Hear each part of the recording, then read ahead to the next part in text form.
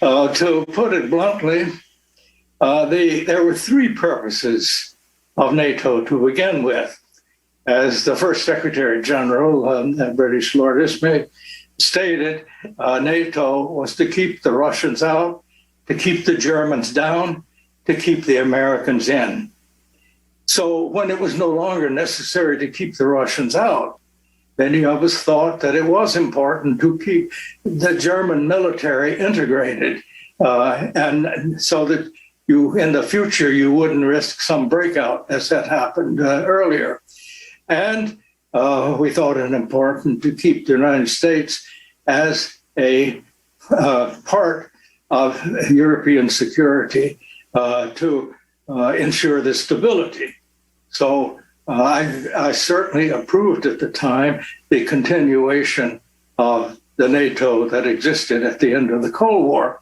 However, I thought it should be integrated into an overall European security organization that included Russia, the East Europeans, and the other states that had been in the Soviet Union.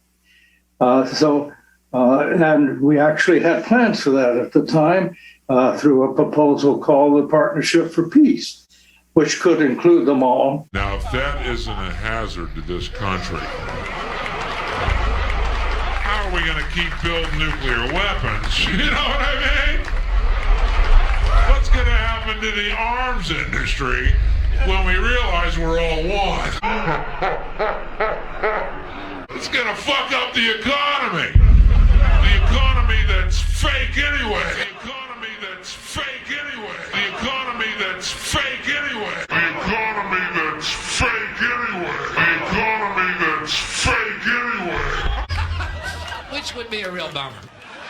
You can see why the government's cracking down on the idea of experiencing unconditional love.